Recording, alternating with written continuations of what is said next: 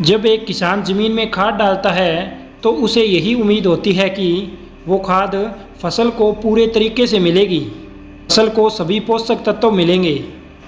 परंतु यदि किसान को यह पता ही ना हो कि कौन सी खाद से फसल की ग्रोथ होगी और किस खाद से पौधा सिर्फ हरा भरा रहेगा, क्योंकि पौधे से यदि उपज नहीं मिल रही है तो किसान को क्या फ़ायदा।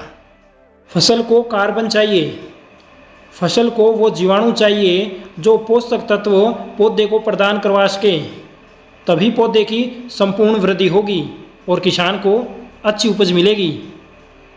नमस्कार किसान भाइयों, मुझे आप ये बताइए कि आप खेत में गोबर की खाद डालते हो, वर्मी कंपोस्ट भी डालते हो, तो पौधा हरा भरा तो हो जाता है, थोड़ी बहुत बढ़वार भी हो जाती है, लेकिन क्या आपको वो उपज मिल पाती है जो आप उपज चाहते हो?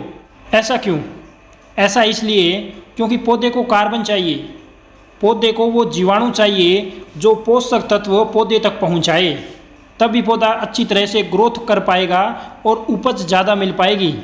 हमारे किसान भाई खेत में वर्मी कंपोस्ट डालते हैं। वर्मी कंपोस्ट में आपको कौन कौन से पोषक तत्व मिलते हैं? मुख्य पोषक तत्व नाइट्रोजन, फॉस्फोरस और पोटास मिलता है। कार्बन आपको मिलता है, जो जैविक कार्बन होता है वो आपको मिलेगा 8 से 9%। पर क्या आपको पता है, केवल वर्मी कंपोस्ट उपयोग करने से पौधे में संपूर्ण वृद्धि नहीं होगी और जो उपज चाहते हो वो उपज नहीं मिलेगी। ऐसा क्यों? ऐसा इसलिए क्योंकि वर्मी कंपोस्ट की कुछ 4 कमियां हैं जो मैं आपको बताता हूं। पहली तो ये है कि वर्मी कंपोस्ट को आप ज़्यादा उपयोग करते हो तो उसका वो बेनिफिट नहीं मिल पाता है जो पहले मिल रहा था, क्योंकि किसी चीज़ का एक्सेस यूज करते हो तो उसका कोई बेनिफिट नहीं होता है, एक लिमिट तक होता है। दूसरा है, जो लेग्यूमिनेसी कुल के पौधे होते हैं, जैसे दालों वाली फसलें होती है, उसमें वर्मी कंपोस्ट सेंसिटिव रहता है, वो पौधे वर्मी कंपोस्ट के प्रति संवेदनशील रहते हैं, वहाँ पर वर्मी कंपोस्ट काम नहीं करेगा। तीसरा है, इसमें वर्मी कंपोस्ट की बहुत अच्छे तरीके से देखभाल करनी पड़ती है, तभी ये लंबे टाइम तक टिकता है। चौथा है, इसमें कार्बन की मात्रा उतनी नहीं मिल पाती है जितनी पौधे को चाहिए, क्योंकि हमारे ज़मीन में कार्बन की कमी है, क्योंकि जहर की वजह से जीवांश पदार्थ खत्म हो चुके हैं और कार्बन शून्य के बराबर है, तो इसलिए कार्बन पौधे को चाहिए। और 5वां कारण मेन आपको बोनस में देता हूँ कि इसमें वो जीवाणु नहीं है जो आपके पोषक तत्वों को पौधे तक पहुँचाएंगे, जिससे पौधा उस पोषक तत्वों को ग्रहण कर पाएगा। यदि पोषक तत्व पौधा ग्रहण ही नहीं कर पाएगा तो क्या फ़ायदा? तो इसका क्या विकल्प हो सकता है?